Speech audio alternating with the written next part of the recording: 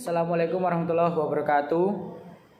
Sini kami akan mempresentasikan manajemen resiko imbal hasil dan resiko investasi yang disusun oleh Rizky Nurkhaironi, Nanda Bagus Siswanto, dan Sinta Dewi Nuriase.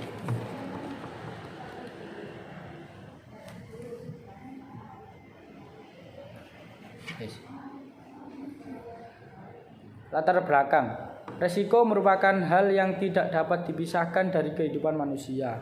Hal ini disebabkan banyaknya ketidakpastian yang muncul secara alamiah. Ahli statistik menyatakan bahwa risiko adalah penyebaran hasil aktual dari hasil yang diharapkan. Risiko dapat diartikan sebagai probabilitas sesuatu outcome yang berbeda dengan outcome yang diharapkan. Oleh karena itu, pelaku sektor perbankan khususnya bank syariah dituntut mampu secara efektif mengelola risiko yang dihadapinya. Salah satunya adalah risiko imbal hasil atau rate of return risk dalam bank Islam, karena risiko ini merupakan salah satu sektor terpenting dalam menjaga sistem operasional perbankan agar tetap berjalan dengan baik. Maka harus ada manajemen risiko yang mampu menangani masalah risiko imbal hasil di perbankan syariah. Salah satu faktor yang mendukung pertumbuhan ekonomi adalah investasi yang dilakukan oleh para investor dengan tujuan untuk mendapatkan hasil atau imbal hasil yang lebih besar yang mungkin mereka dapatkan. Dengan adanya kegiatan investasi, maka akan terjadi kondisi perekonomian yang akan mempercepat pertumbuhan ekonomi di negara tersebut. Sayangnya, tidak semua orang yang mengetahui dan menjadi investor karena keterbatasan modal, sehingga orang yang ingin ikut melakukan kegiatan investasi dapat melakukan dengan berbagai cara, dengan menempatkan dana mereka di sektor tabungan ataupun di deposito bank. Manajemen risiko imbal hasil dan risiko investasi. Bank secara sederhana dapat diartikan sebagai lembaga keuangan yang kegiatan utamanya adalah menghimpun dana dari masyarakat dan menyalurkan kembali dana tersebut ke masyarakat serta memberikan jasa bank lainnya. Risiko adalah potensi kerugian akibat terjadi sesuatu peristiwa tertentu. Risiko dalam konteks perbankan merupakan salah satu kejadian potensial, baik yang dapat diperkirakan maupun yang tidak dapat diperkirakan, yang berdampak negatif terhadap pendapatan dan permodalan bank. Risiko juga dapat dianggap sebagai kendala dalam pencapaian suatu tujuan. Sedangkan manajemen suatu proses perencanaan perorganisasian dan pengendalian SDM yang akan dihadapi oleh perbankan syariah sehingga tercapai tujuan yang akan ditetapkan. Risiko imbal hasil merupakan risiko akibat perubahan tingkat imbal hasil yang dibayarkan bank kepada nasabah karena terjadi perubahan tingkat imbal hasil yang diterima bank dari penyaluran dana yang dapat mempengaruhi perilaku nasabah dan pihak ketiga. Pada perbankan syariah, risiko imbal hasil adalah risiko yang muncul akibat konsekuensi akad syirkah atau kerjasama yang serupa mudharabah dan musyarakah sehingga berdampak pada munculnya PLS. Selanjutnya akan dilanjutkan oleh rekan kita Rizky. Di sini saya akan melanjutkan penjelasan dari teman saya tadi yang bernama Bagus Nanda tentang konsumen imbal hasil. Lanjut saja. Konsekuensi dan profil resiko imbal balik di perbankan syariah.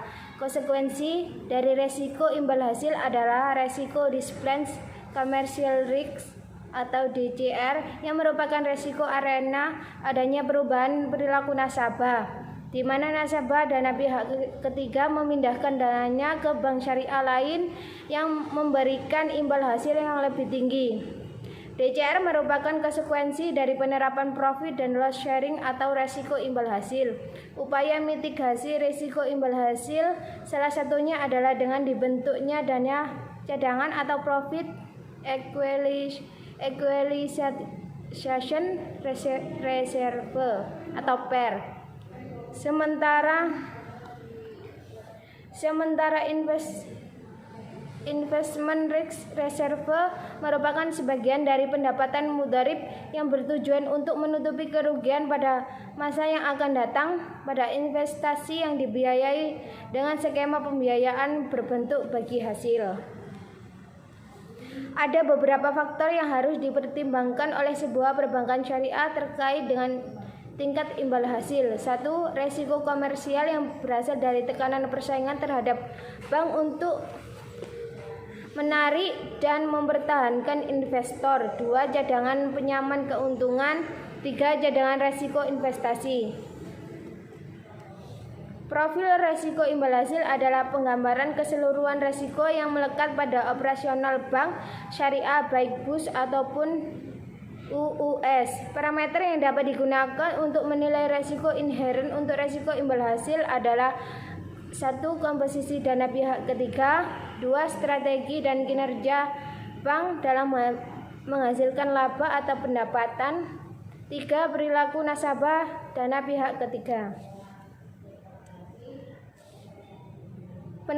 Penetapan penilaian resiko inheren dalam penerapan manajemen resiko imbal hasil. 1. Law merupakan pertimbangkan aktivitas bisnis yang dilakukan bank. Kemungkinan kerugian yang dihadapi tergolong sangat rendah selama periode waktu tertentu di masa datang. Yang kedua, law to moderate. Dengan mempertimbangkan aktivitas bisnis yang dilakukan bank, kemungkinan kerugian yang dihadapi tergolong rendah selama periode waktu tertentu di masa datang. Yang ketiga, moderate. Dengan mempertimbangkan aktivitas bisnis yang dilakukan bank, kemungkinan kerugian yang dihadapi tergolong cukup tinggi selama periode waktu tertentu. Yang keempat, moderate to high. Dengan mempertimbangkan aktivitas bisnis yang dilakukan bank, kemungkinan kerugian yang dihadapi tergolong tinggi selama periode waktu tertentu. Yang kelima, high. Dengan mempertimbangkan aktivitas bisnis yang dilakukan bank, kemungkinan kerugian yang dihadapi tergolong sangat tinggi selama periode waktu tertentu. Sekian penjelasan dari saya. Selanjutnya akan dijelaskan oleh rekanita Sinta Dwi Nuriasyah. Di sini saya akan melanjutkan penjelasan dari teman saya tadi, Rizky Nur Koironi. Nah, langsung saja. Profil resiko investasi di perbankan syariah. Ada dua unsur yang selalu melekat pada setiap investasi, yaitu hasil dan resiko. Timbulnya resiko investasi bersumber dari beberapa faktor, antara lain A. Resiko tingkat bunga, terutama jika kenaikan. Yang B. Resiko daya beli, disebabkan inflasi. Yang C. Resiko bear dan bull, tren pasar turun atau naik. Yang D. Resiko manajemen, kesalahan atau keliruan dalam mengelola. Yang E. Resiko kegagalan, keuangan perusahaan ke arah kepalitan. Yang F. Resiko likuiditas, kesulitan pencairan. Yang G. Resiko penarikan, kemungkinan pembeli kembali pada aset. Dan yang H. Resiko konversi, keharusan penukaran atau aktiva. Yang I. Resiko politik, baik internasional maupun nasional. Yang J. Resiko industri, munculnya saingan produk homogen. Kesimpulan dari penjelasan kami yaitu resiko imbal hasil adalah resiko akibat perubahan tingkat imbal hasil yang dibayarkan bank kepada nasabah karena terjadi perubahan tingkat imbal hasil yang diterima bank dari penyaluran dana yang dapat mempengaruhi perilaku nasabah dana pihak ketiga bank. Bank syariah harus memiliki sistem yang tepat untuk identifikasi dan pengukuran faktor yang bisa meningkatkan resiko imbal hasil ini. Ketika dilakukan kalkulasi tingkat pengembalian, bank syariah harus memakai metode gapping atau alokasi posisi ke dalam time band untuk membagi jatuh tempo dana dalam tanggal repricing. Tingkat aset yang tetap dan mengambang oleh bank syariah harus diklasifikasikan sesuai dengan tanggal piutangnya, karena kembalian piutang ini mempresentasikan dana investasi mudharabah secara langsung dan memiliki keuntungan pemilikan dari aset. Sekian penjelasan dari kelompok kami. Mohon maaf apabila ada salah kata. Assalamualaikum warahmatullahi wabarakatuh.